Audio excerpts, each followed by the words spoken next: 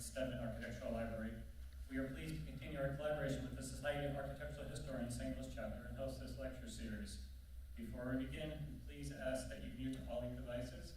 Should you have any questions,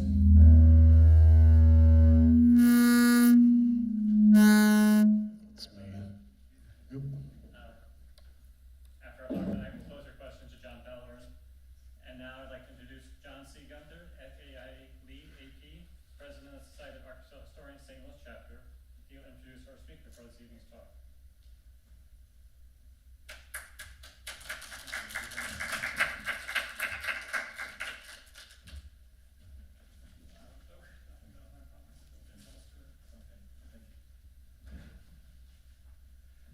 Thank you, Trent, for your welcome and for hosting this talk.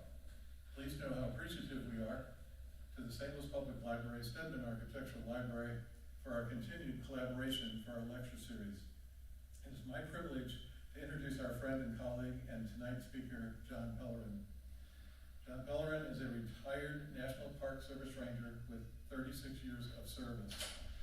He holds a history degree from the University of Missouri St. Louis and has worked at the Lincoln Home National Historic Site and Wilson's Creek National Battlefield, with most of his career working at the Gateway Arch National Park, which includes the old courthouse. He has presented countless public and educational programs using a wide variety of interpretive techniques such as demonstrations, talks, and living history. As a public historian, he has taken an interdisciplinary approach to his work, using his knowledge of 19th century technology, material culture, United States history, and research skills to present the past to the public. These presentations included topics of the U.S. Civil War, U.S. westward expansion, and 19th century political history and culture. Before his retirement, he completed a monograph on the history of the building of the dome atop the old courthouse, untangling the complexities of the story. Tonight, John will talk about William Rumbold's Dome Revisited. For close to 90 years, the accepted account of the building of the Iron Dome atop the old courthouse was that it underwent great scrutiny. The often repeated story is that the county government was unsure if it was structurally suitable for the building, that the ribs forming the dome came from some ironworks somewhere out east, and that the St. Louis County government had to be convinced that William Rumbold's plan was suitable. Most of the early writings about the building's dome mainly centered on the overall architectural history of the structure. What seems to have been overlooked were many details, missed sources, and a lack of understanding of the historiography of the building. A new look into period accounts and documents and a better understanding of the political events of the time provide for a more coherent and interesting history of Rumbold's Dome.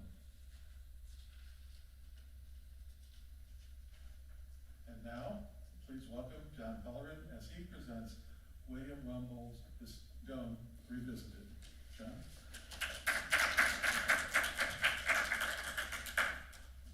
Well, thank you everyone for coming. I hope everyone's doing well after the unusual weather we've been having. There's quite a bit of storms coming there, but just St. Louisans are fond to say if you don't like the weather, just stick around an hour or two and things will probably change. Besides the good introduction that John did, I'll add a little bit more to kind of my background. I started having a real interest in my later years in the Park Service about architecture, the skills, and the trades that went into that. My grandfather and my father, I never knew my grandfather, he died before I was born, were both terrazzo and mosaic workers. That skill came from Northeast Italy, and so my grandfather came to here in St. Louis. You can see some of his work if it's not covered up in the reptile house. Those terrazzo floors, I think, are my grandfather's. My father did numerous works around St. Louis, high schools, banks, and things of that nature. He also did the floors in Lambert Field in the original floor there. As far as I know, those are still his too. and never took over the trade. I was in college when he retired, but I spent countless summers in his business, in his warehouse, looking at 200-pound sacks of marble and Portland cement, and cleaning off these huge grinding machines that were to polish the floors. So even though I didn't know it, I was picking up some of the understanding of architecture and construction and things of that sort. And I'll give you a little bit more to what John said also. When you work for the Park Service, and especially if you're working in a historic site, you try to be interdisciplinary. It's a word that I don't hear very much anymore, but I think is well put. I'll give you, for instance, a Wilson's Creek National Battlefield where I worked for a time. So if you're really worth your salt, you want to understand the history of the place. Who were the original indigenous people that were down there? When did the settlement in southwest Missouri start? Who were the families who lived there? What was their occupation? Farmers, what type of crops did they grow? Where was the communication network? Where were the roads? During the battle, where did the troops come from? What state, what county? How were they uniformed? How were they armed? Obviously, you want to know where the troops are and how the battle proceeded. What happened the day after? What happened weeks and years and 50 decades after that? So you try to combine all that knowledge, diverse as it is, to try to give the public a much deeper and richer idea of that battle. So when I was working at the courthouse, let's see if you can get this started here. Here we go. I started understanding more construction techniques, masons, iron workers, carpentry, joinery, painters, all those crafts. And I started getting interested real in the dome because everything I was reading was, compared to other things, was kind of glossed over. So I started reading some of the original works on those things. And it was very helpful, but when I started digging even deeper into the original documents, I started seeing things are not quite jiving together. I'm reading one thing these historians wrote, and then I'm finding little variances to that. So this is why I started going much deeper. As I put it, remember what we know about this dome is a Gordian knot of incomplete research, unexamined sources, and uncritical acceptance of past writings regarding the dome. I want to point out the gentleman you see there is John Aubrey Bryan. In many circles, he's considered the dean of historic preservation. He worked for the Park Service starting in the late 1930s up until about 1959. He did a lot of really good work, but again, what I was reading just didn't seem like it was jiving, and it was like John said, everything we're reading, it just didn't make sense. It just didn't jive, so I just started going into deeper about how the dome was built. This is a really good photograph. It's a daguerreotype by Thomas Easterly. As an aside, if you want to know what St. Louis looked like pre-Civil War and what St. Louisans looked like, go on Missouri Historical Society's webpage and look at his daguerreotypes. They're really good. This is what the courthouse looked like in 1851. You see to the right, the first courthouse. It was a relatively small two-story brick structure done by Martin and Lavelle. They were the architects that designed what we call now the old cathedral, but that still officially the St. Louis, Church of St. Louis, King of France.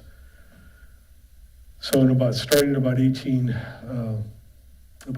10 years after that, it was just way too small for the amount of business that was taking place in the county. So a rotunda was constructed.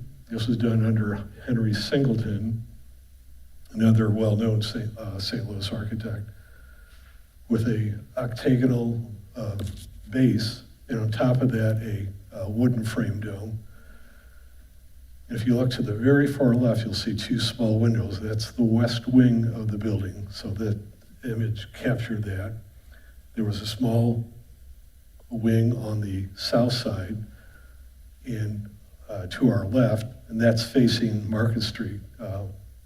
What was going to be the main portico, or one of the porticos. I should mention, if you visit the old courthouse and go through it and you go down the south hallway, you will be going through the center doors. They're still there. So there's that center door, the two flanking ones and two statuary niches. They're still there. So when you do that, that's something you might want to check out.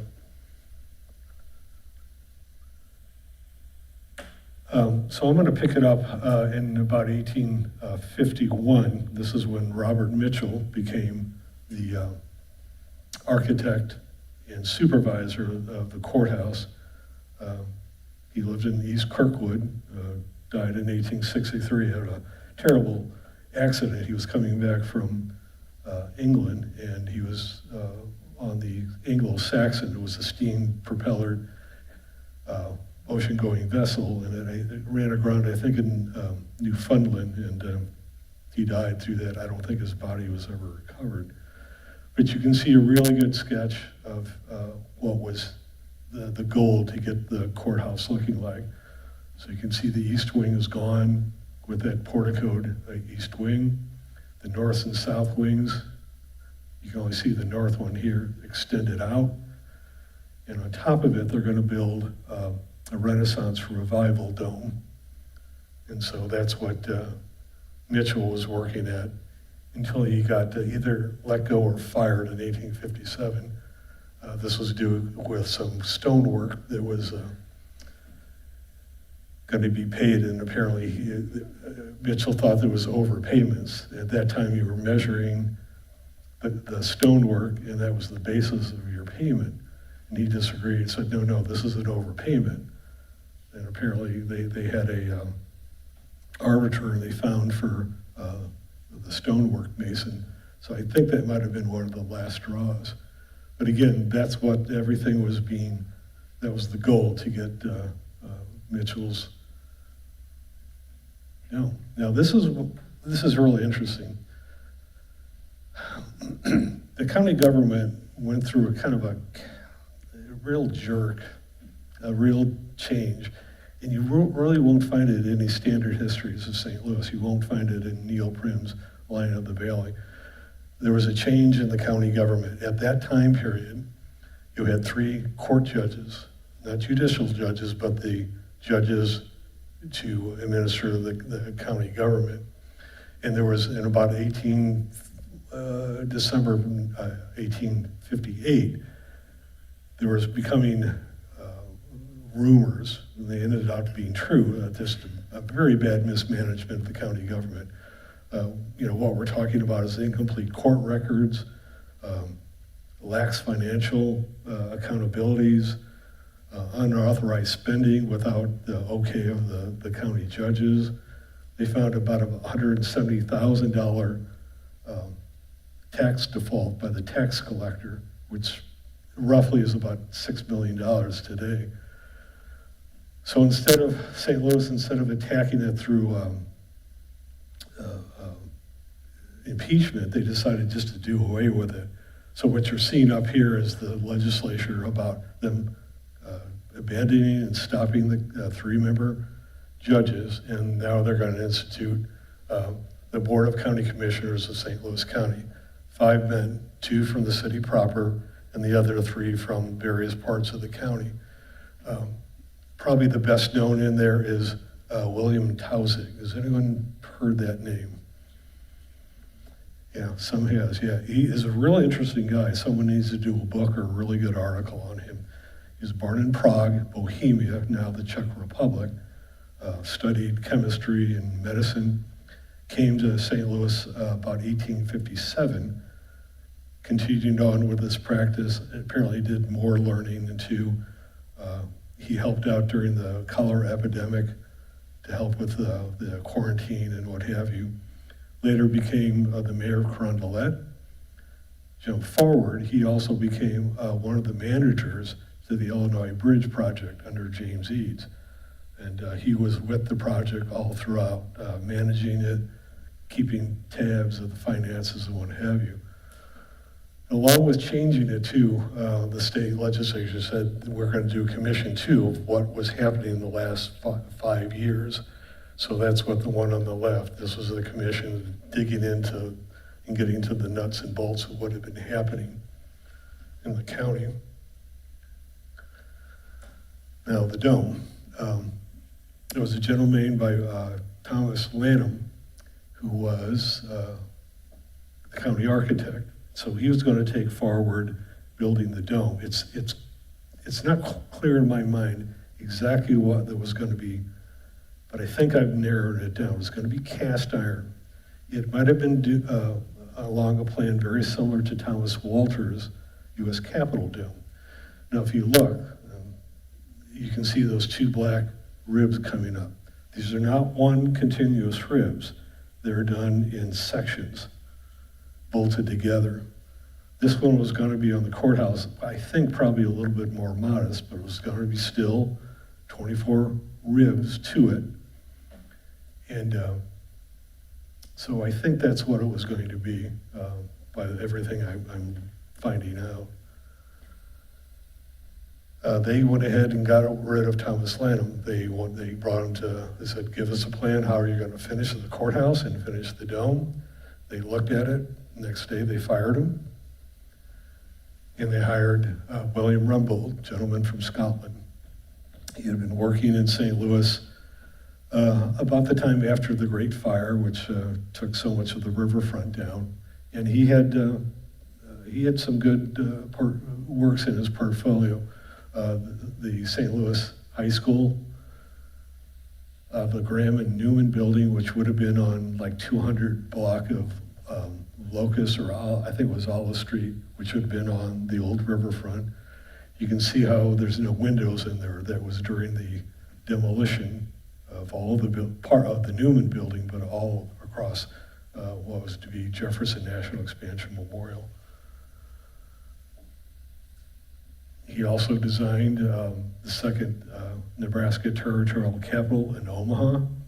You can see it's a very straightforward building, square, pilasters, pediments, some sort of a clock tower or something like that.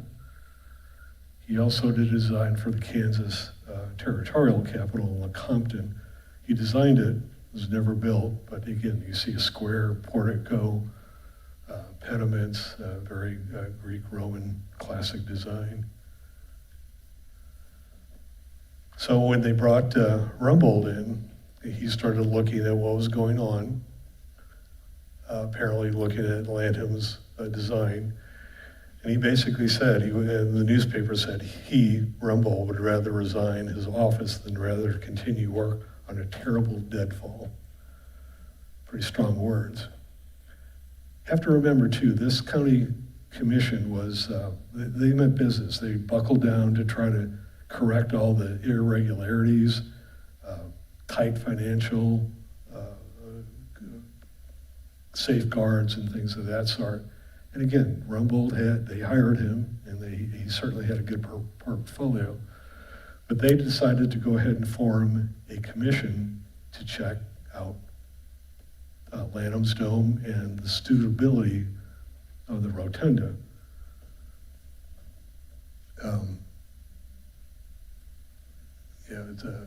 The two ones were of the five, Robert Mitchell and Rumbold. And who are the other ones? J.B. Gibson and James T. Wright, who are both builders also. And this is a big mistake that we get in the history of St. Louis. The history says they were evaluating Rumbold's dome. Nothing of the sort. This is all evaluating what was going to be with Lanham's dome. So that's who they were scrutinizing, not Rumbold's dome. It's come to be that it was Rumbold's domes they were checking. That was not.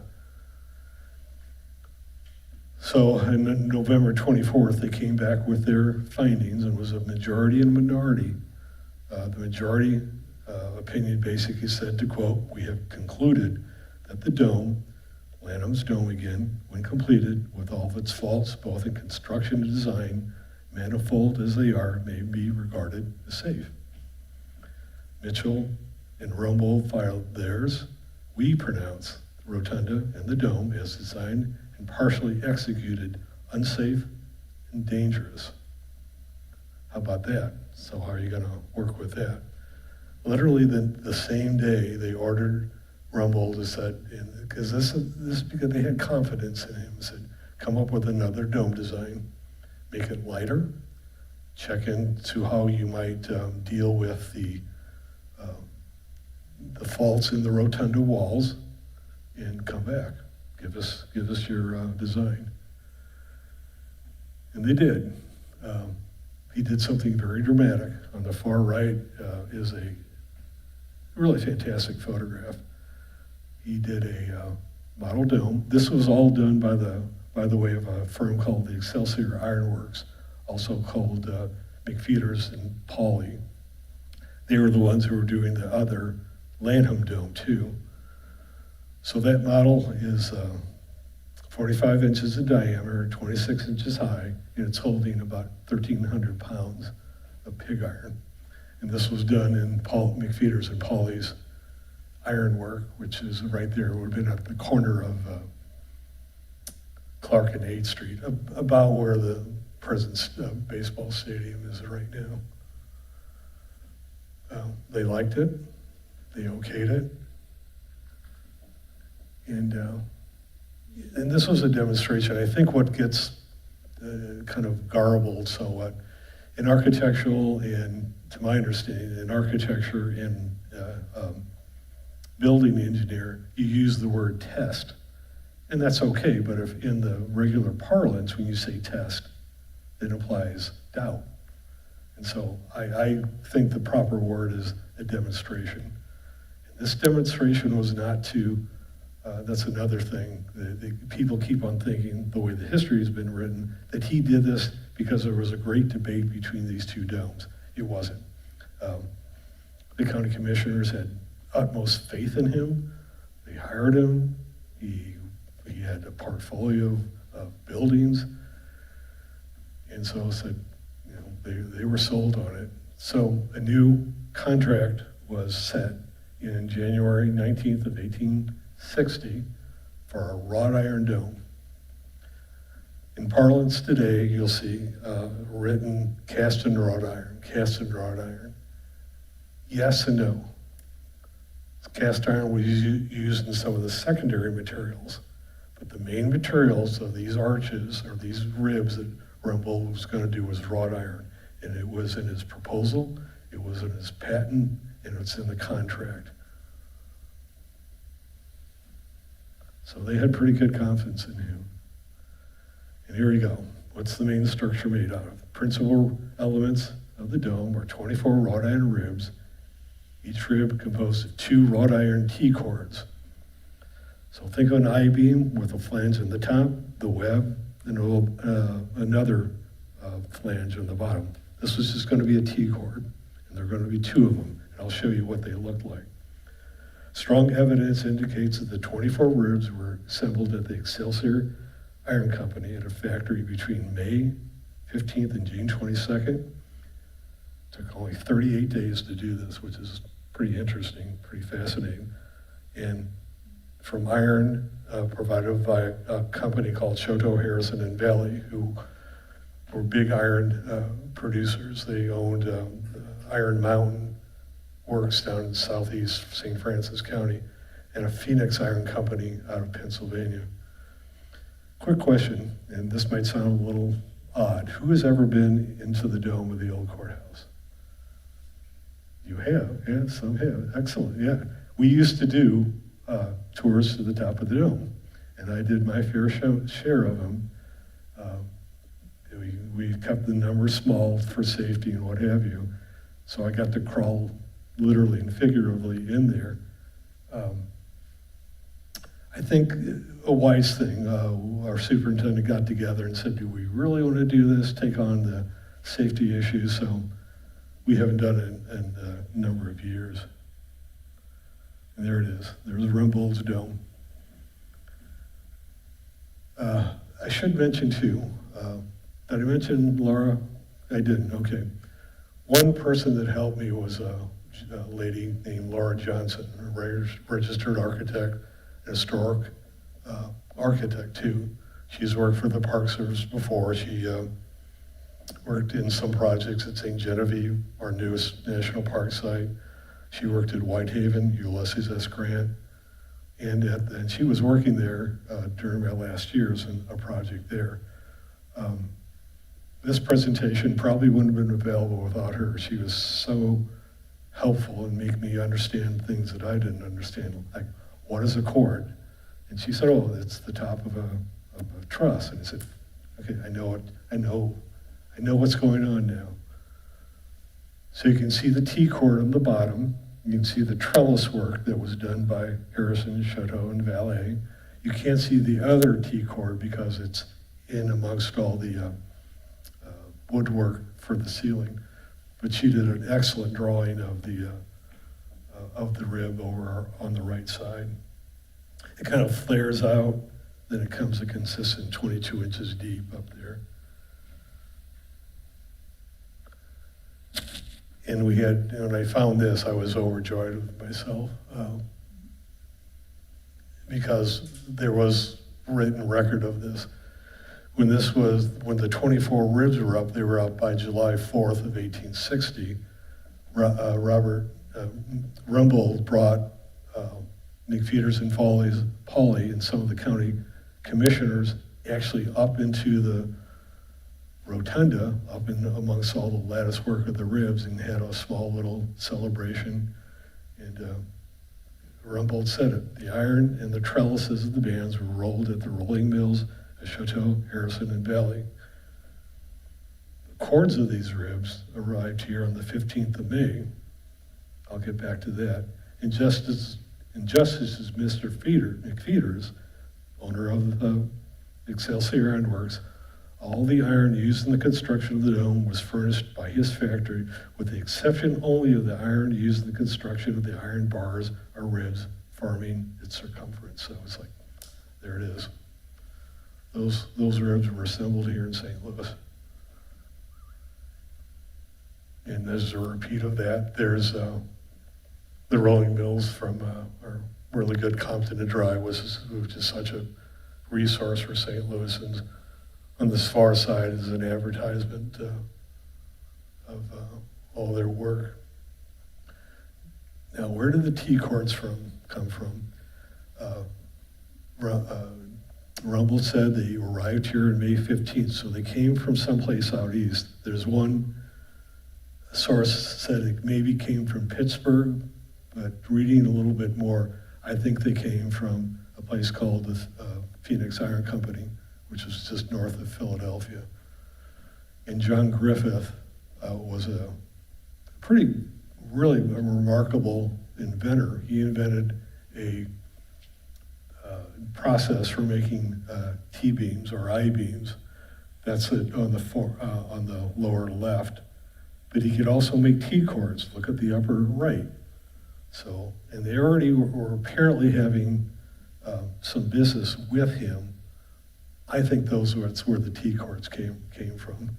And some things, it would make no sense to have the Harrison, Chateau, and Valley's iron go out to an Eastern iron company and then bring it back. It just makes no sense. You assemble it where you are.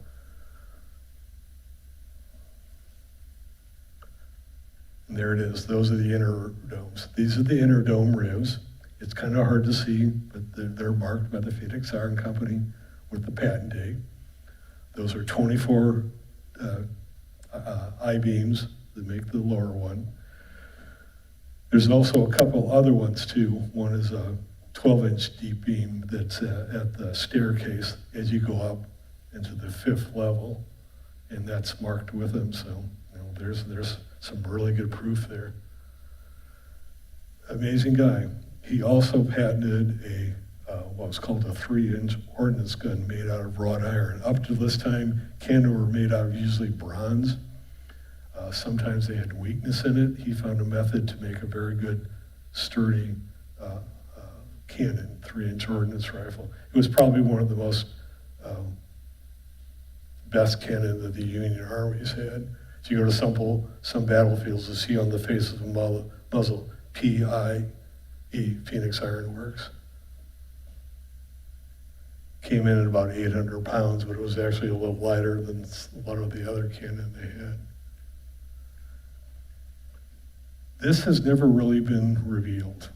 And again, with the help of Laura Johnson and reading and really going down to it, he also, besides having a lighter weight dome, he wanted to help support weaknesses in the walls that he said were, I need to take care of it. Over here to the left, this is from the Habs drawings of the building, and you can see the small little squares. Those were where cast iron columns are located. This is up at the 4th level. And the center one shows a really good view in a number of ways. If you look up the upper one, you can see one of the latticed ribs for the outer dome. And right behind it, you can see the other ones for the inner. They start at the same shoe. One goes up the higher for the outer and one for the inner dome. What he did is take those cast iron columns with that beam, he would put it right under the compression ring where everything was going to spring from.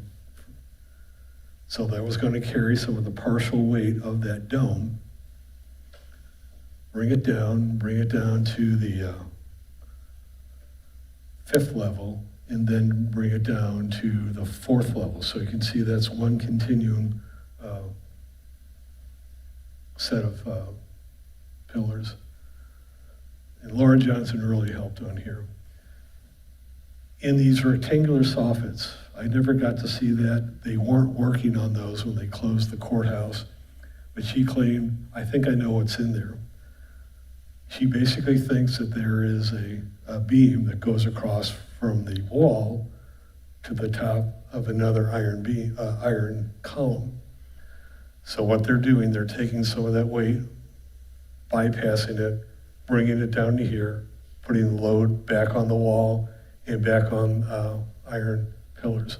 You can see on the far right one, all those pillars that align are iron. So she's taking it and taking all that down off the walls, right down into the rotunda. And again, I would just go up there all the time and said, I'd see it, what's going on here? I don't know, I have a tour, I have to get through this.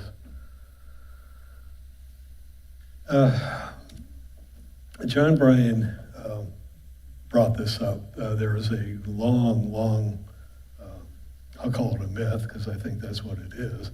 He claimed that Rumbold went to Washington and became an advisor for Walter's dome. He said it back in 1936. He didn't repeat it any other time.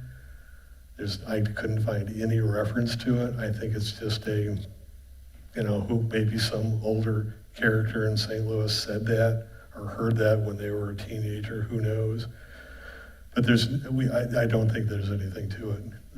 They wouldn't have had a whole lot to talk about because there were two different domes. So I don't think he was a consultant at all. He did more. If the courthouse wasn't enough, he brought it to the end. The county finally declared it completed in July 4th of 1862. It was done. County commissioners were happy. I think St. Louisans were happy because this had been going on for such a long time. It was such a visible symbol of St. Louis at that time. But he did more. During the Civil War, who's ever heard of a sanitary commission? Excellent people in here. Kathy, of course. Sanitary commissions were formed all across the Union North, and when the horrors of the Civil War and the battle casualties since the United States was coming to grips to this, and the medical arm of the Army was kind of overwhelmed for quite a while. So these were union organizations that raised money to buy medicines, bedding, Sometimes they operated hospitals. They did here in St. Louis.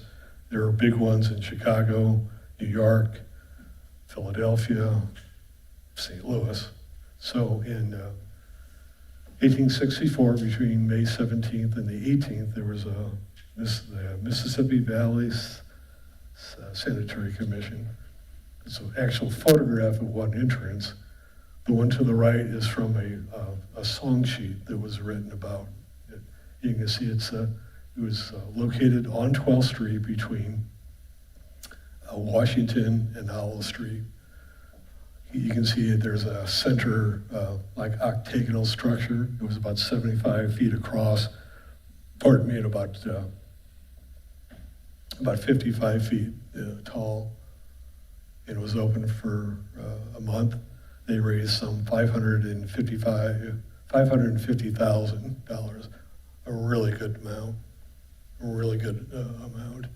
You can see the inside, how it was decorated with bunting, flags. There's a place called the Laclede Cafe, which is where you could have refreshments. They had raffle booths, the handiwork of high school students, a whole assortment type of things. He also did a cenotaph for the courthouse. He was decorating the courthouse for the victory once Grant and Lee surrendered to Grant, so there was this great jubilation. He started decorating the outside and the inside, but of course, a few days later, the assassination of Lincoln came by, so they had to put black crepe and everything for the mourning. He built a cenotaph in the center of the rotunda. Lincoln's body was never here, but this was the way the St. Louis County was going to mourn him. There was no photograph, although there was references of maybe photographs or some sort of engraving would have been done. The photograph, the engraving over there is the one in Springfield, Illinois, when Lincoln's body came back to Illinois. It's probably similar, four-pillared structure with black crepe. They had a coffin on the Califax, I think with Lincoln's bust on that. So he did something very similar to that. Apparently, when they opened it, the first day, between 15 and 20,000 people came through, and it was up for a whole month. A unit of the 41st Missouri Infantry guarded it, and after the 30 days of mourning, it came down.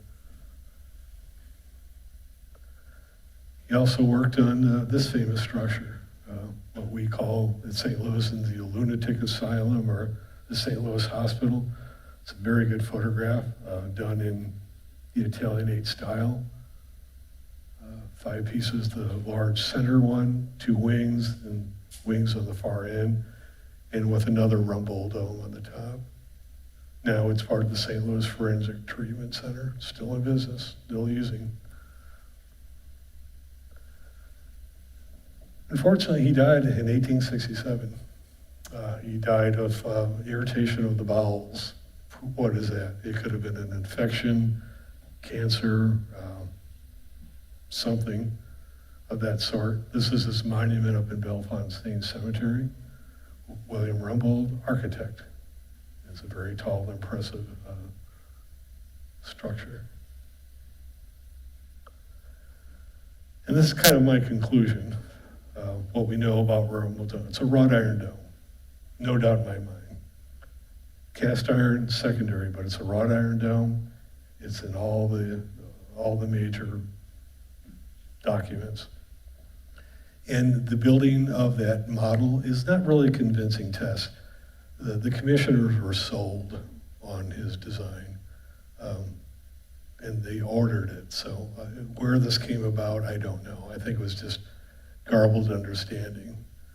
The uncertainty was with Lanham's dome. So, and this is the one is the best one. They were assembled in St. Louis. I'm convinced of that. Here in St. Louis, out of 2 suppliers, the Harrison Chateau Harrison and Valley, and the Phoenix Iron Company. It might have come, the T cords might have come from someplace else. I don't think so. I think they came from here, from Phoenix. And it's very unlikely that Rumbold was a consultant. There's just nothing to really back that up. So that's what we know. And as you go into the rotunda, that's a really good shot of it. Everyone, I'm sure, has been there. It's I volunteered there still. Last time I was there were some people milling around and how you doing, introducing it, and all of a sudden they came back a few minutes later. We just now looked up. Oh my gosh! He said, yeah, it kind of takes you by surprise, doesn't it? Something to consider too, and I mentioned this for folks who come around from the United States. That building is about the same size of a lot of state capitals at this time period, which is pretty unique. And of course, what you don't see amongst that beautiful interior is Rumbold's dome, because that's what's behind it, and that's what made that all that decoration available. And obviously, it's one of our gems here in the St. Louis area. Why should we care about this? When you're in the Park Service, you always have to answer in your programs, why should I care? And what's the significance of this? I think it's multifold. Architecture like this it's our portal to our past.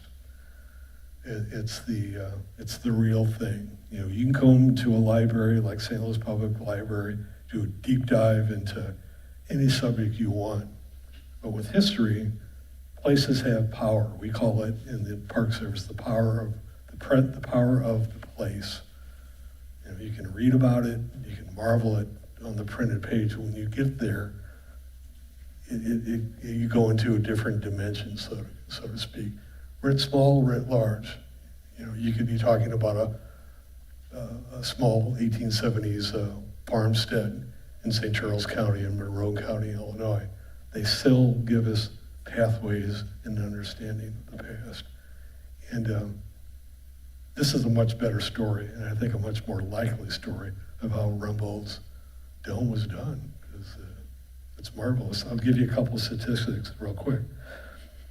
From the time the contract was set, it was just under 6 months until it was completed.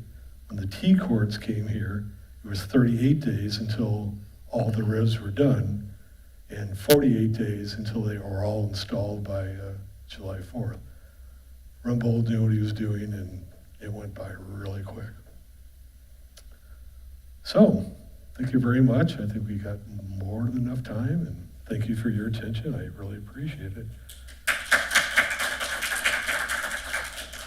Yes? You put the rumor, the long-standing rumor to rest about Rumbold being a consultant to Thomas U. Walter.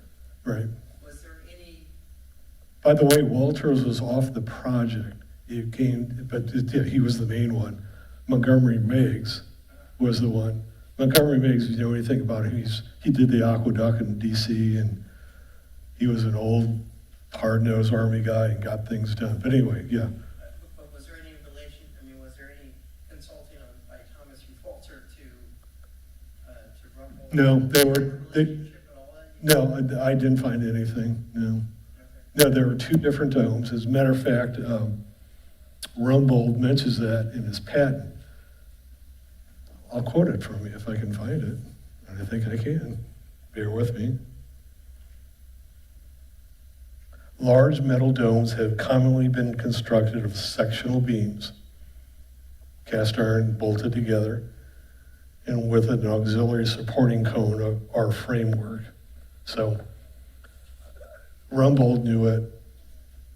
And again, there were two separate projects. Yeah, I think if he might have been interested in what was going on, but he had his, the U.S. Capitol had their dome.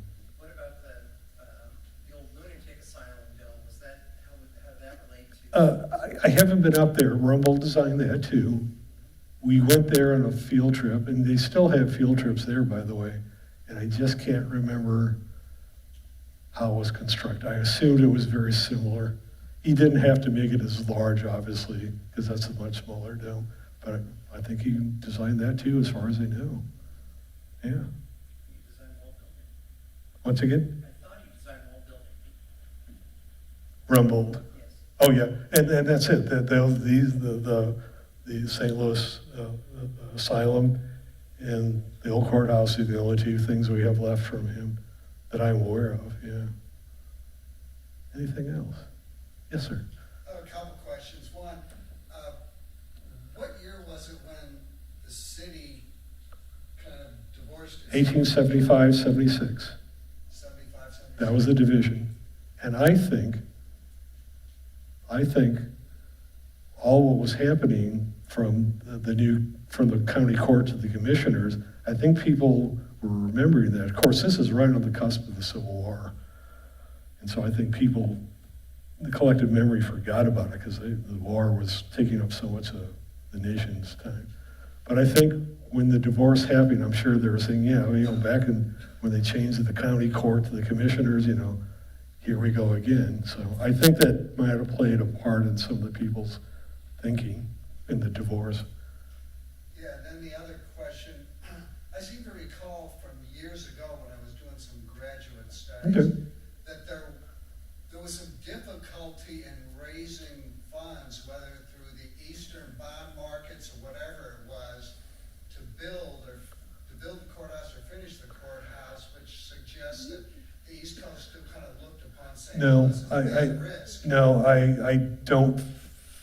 I gotta stop and think here for a second. They did it the way most people do. Well, most governments, they issue bonds, raise taxes. Not to my knowledge, I think that's the best way.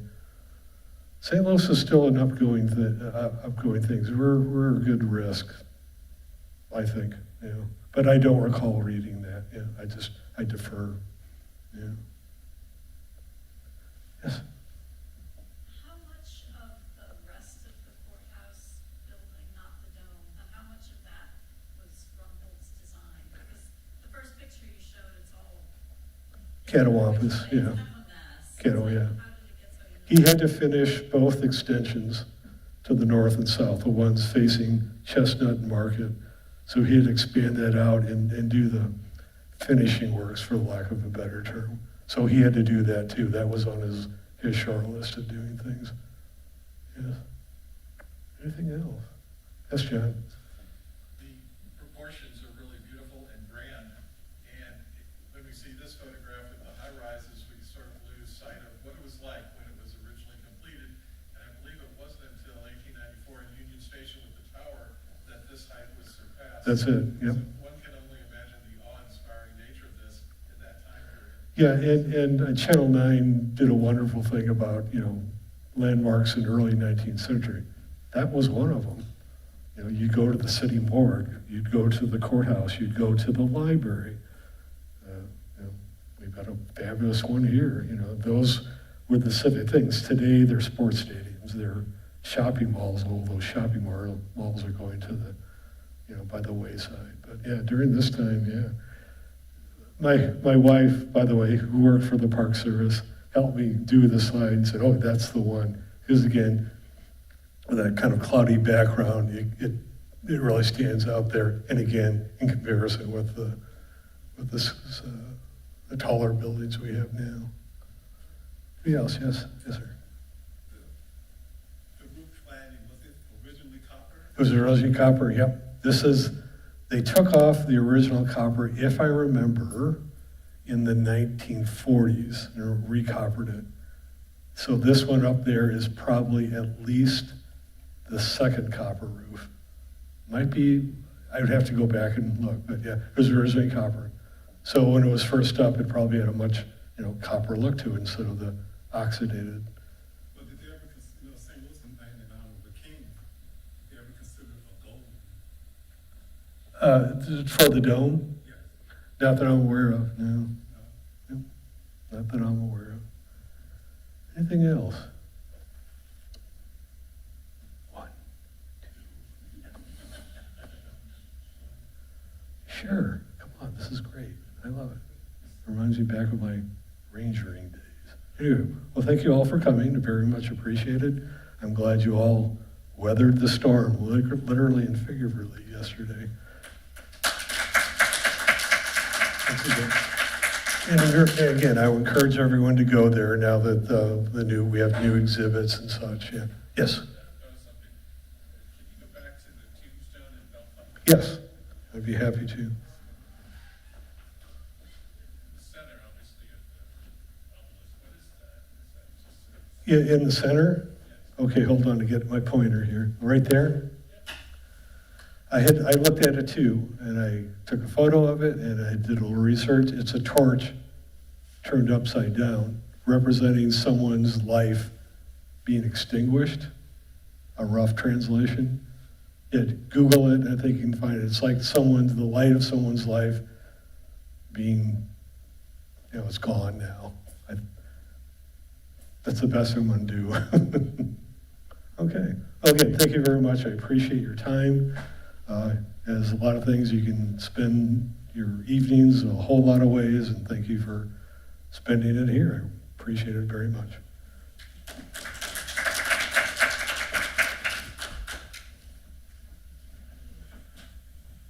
for coming out tonight, everyone.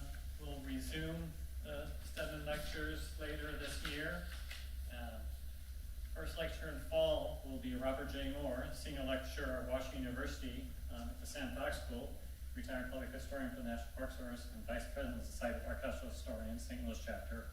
He'll be giving a talk called The Architecture of Colonial St. Louis, 1764 to 1804. That talk will be on September 22nd, so mark your calendars. All right, everyone. Thank you. Good night. Thank you.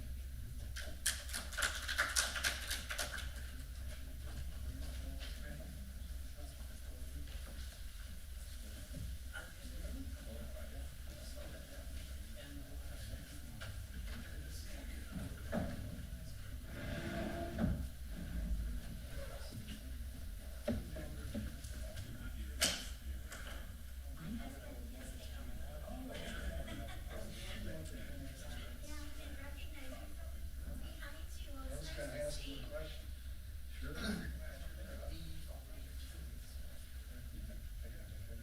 This is almost 35 years now ago, so that's when my memory's not so good. I did a master's